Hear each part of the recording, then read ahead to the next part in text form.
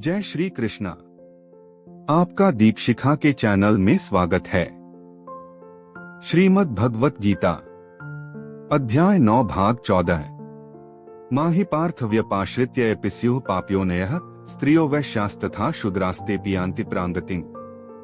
इसका भावार्थ है, हे पार्थ, जो लोग मेरी शरण ग्रहण करते हैं वे भले ही निम्न जन्मा स्त्री, वैश्य, व्यापारी तथा शूद्र, श्रमिक क्यों न हो, वे परमधाम को प्राप्त करते हैं। इसका तात्पर्य है, यहाँ पर भगवान ने स्पष्ट कहा है कि भक्ति में उच्च तथा निम्न जाति के लोगों का भेद नहीं होता। भौतिक जीवन में ऐसा विभाजन होता है, किंतु भगवान की दिव्य भक्ति में लगे व्यक्ति पर यह लागू नहीं होता। सभी परमधाम के अधिकारी हैं। श्रीमद्भागवत में कथन है कि अधम योनि चांडाल भी शुद्ध भक्त के संसर्ग से शुद्ध हो जाते हैं। आथ भक्ति तथा शुद्ध भक्त द्वारा पथ प्रदर्शन इतने प्रबल हैं कि वहाँ ऊंच नीच का भेद नहीं रह जाता और कोई भी इसे ग्रहण कर सकता है। शुद्ध भक्त की शरण ग्रहण करके सामान्य से सामान्य व्यक्ति शुद्ध हो सकता है। प्रकृति के विभिन्न गुणों के अनुसार मनुष्यों को सात्विक, ब्राह्मण, रजोगुणी, क्षत्रिय तथा तामसी, वैश्य तथा शूद्र कहा जाता है। इनसे भी निम्न पुरुष चांडाल कहलाते हैं और वे पापी कुलों में जन्म लेते हैं। सामान्य रूप से उच्च कुल वाले इन निम्न कुल में जन्म लेने वालों की संगति नहीं करते, किंतु भक्ति योग इतना प्रबल होता है कि भगवत भक्त समस्त निम्न कुल वाले व्यक्तियों को जीवन की परम सिद्धि प्राप्त करा सकते हैं।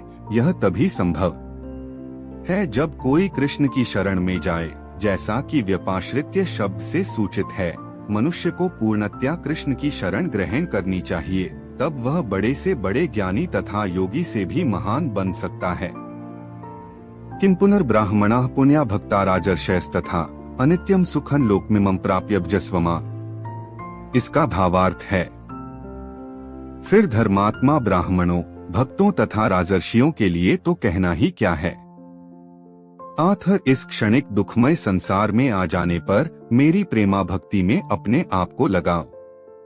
इसका तात्पर्य है, इस संसार में कई श्रेणियों के लोग हैं, किंतु तो भी यह संसार किसी के लिए सुखमय स्थान नहीं है। यहाँ स्पष्ट कहा गया है, अनित्यम असुखं लोकम, यह जगत अनित्य तथा दुखमय है और किसी भी भले मनुष्य के रहने लायक नहीं है। भगवान इस संसार को क्षणिक तथा दुखमय घोषित कर रहे हैं। कुछ दार्शनिक, विशेष रूप से मायावादी, कहते हैं कि यह संसार मिथ्या है, किंतु भगवद गीता से हम यह जान सकते हैं कि यह संसार मिथ्या नहीं है, यह अनित्य है। अनित्य तथा मिथ्या में अंतर है। यह संसार अनित्य है, किंतु एक दूसरा भी संसार है जो नित्य है। यह संसार दुखमय है, किंतु दूसरा संसार नित्य तथा आनंदमय है। अर्जुन का जन्म ऋषितुल्य राजकुल में हुआ था। आथ भगवान उससे भी कहते हैं, मेरी सेवा करो और शीघ्र ही मेरे धाम को प्राप्त करो। किसी को भी इस अनित्य संसार में नहीं रहना चाहिए, क्योंकि यह दुखमय है। प्रत्येक व्यक्ति को भगवान के हृदय से लगना चाहिए, जिससे वह सदैव सुखी रह सके। भगवत भक्ति ही एकमात्र ऐसी विधि है जिसके द्वारा सभी वर्गों के लोगों की सारी समस्याएं सुलझाई जा सकती हैं। आथ प्रत्येक व्यक्ति को कृष्ण भावनामृत स्वीकार करके अपने जीवन को सफल बनाना चाहिए।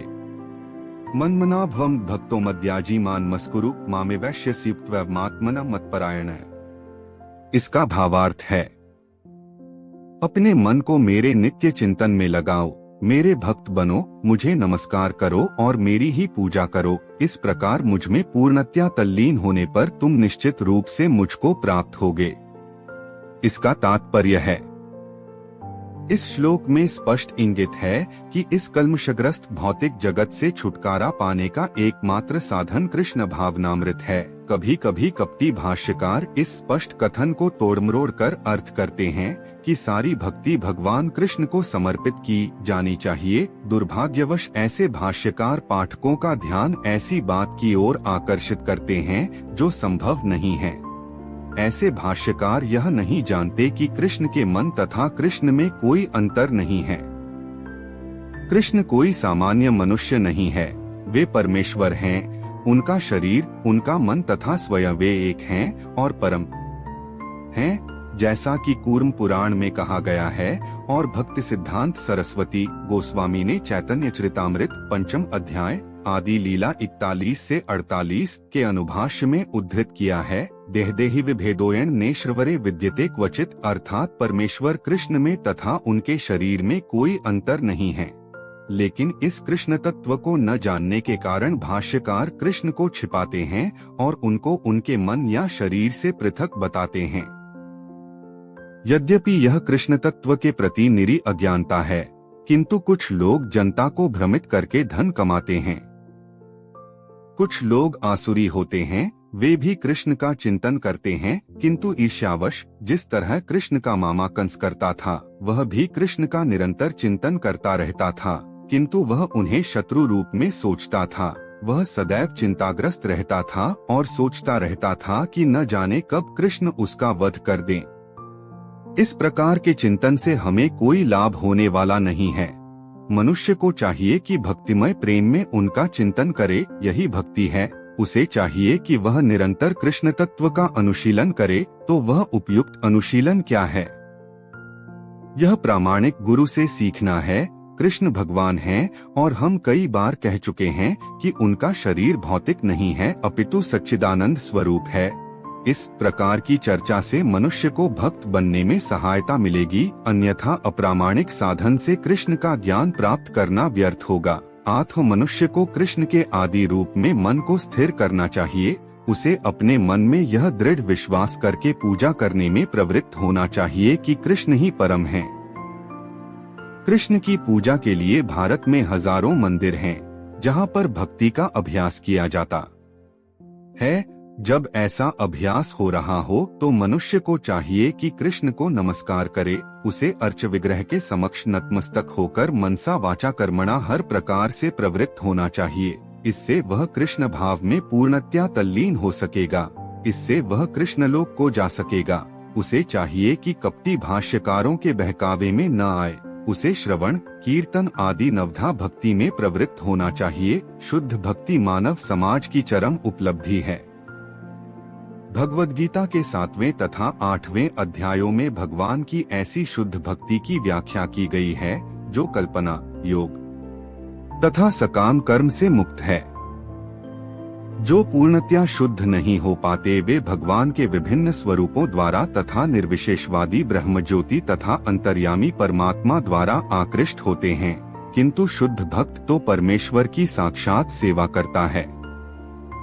कृष्ण संबंधी एक उत्तम पद्य में कहा गया है कि जो व्यक्ति देवताओं की पूजा में रत हैं, वे सर्वाधिक अज्ञानी हैं। उन्हें कभी भी कृष्ण का चरम वरदान प्राप्त नहीं हो सकता। हो सकता है कि प्रारंभ में कोई भक्त अपने स्तर से नीचे गिर जाए, तो भी उसे अन्य सारे दार्शनिक तथा योगियों से श्रेष्ठ मानना चाहिए। जो व्यक्ति निरंतर कृष्ण भक्ति में लगा रहता है, उसे पूर्ण साधु पुरुष समझना चाहिए।